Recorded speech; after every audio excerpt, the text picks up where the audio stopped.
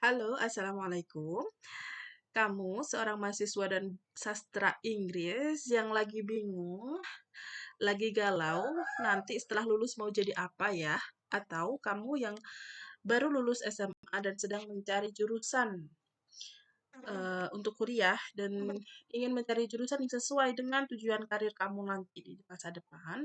Nah, saya kira video ini cocok untuk kamu tonton sampai selesai karena di sini saya akan menjelaskan beberapa kemungkinan karir atau pekerjaan yang bisa dijalani oleh lulusan sarjana bahasa Inggris atau sastra Inggris ya.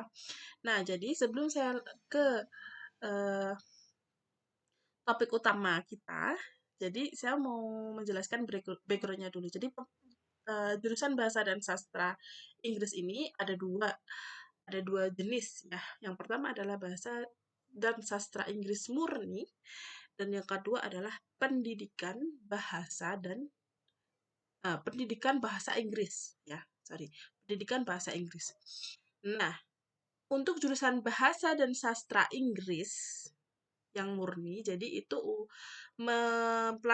kita mempelajari tentang bahasa atau sisi linguistik dan juga sastra bahasa Inggris. Ya.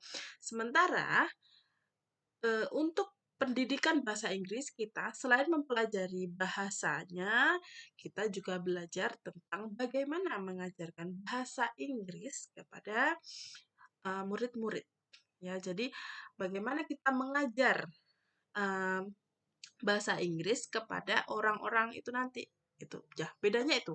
Kalau bahasa dan sastra Inggris murni kita uh, almost 100% itu kita fokus ke linguistiknya, ke tata bahasaan dan juga kesastraannya, literature-nya. Kalau yang pendidikan mungkin bahasa juga dibahas, cuman uh, tidak terlalu mendalam.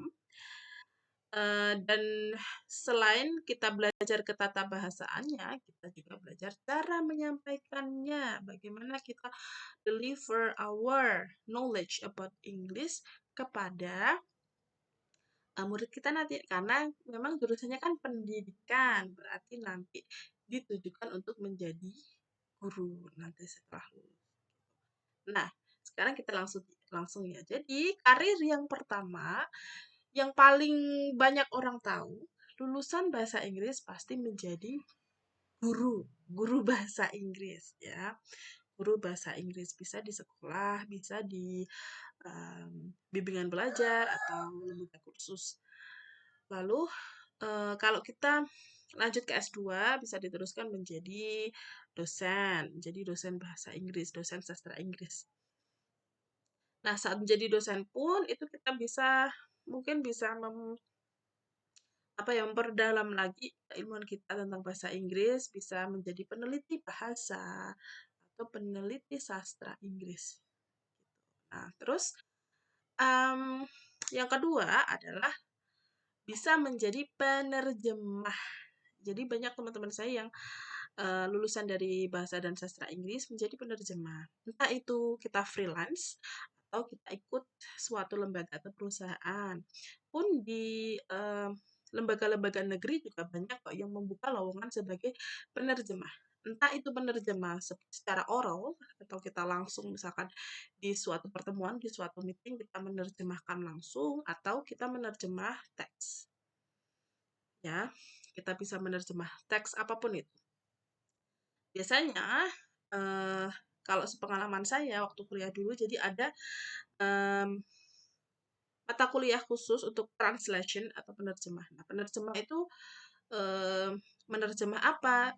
Bisa menerjemah dokumen, bisa menerjemah tentang artikel ilmiah, bisa menerjemah berita, banyak sekali. Dan banyak kok yang gajinya tidak rupiah tapi dolar.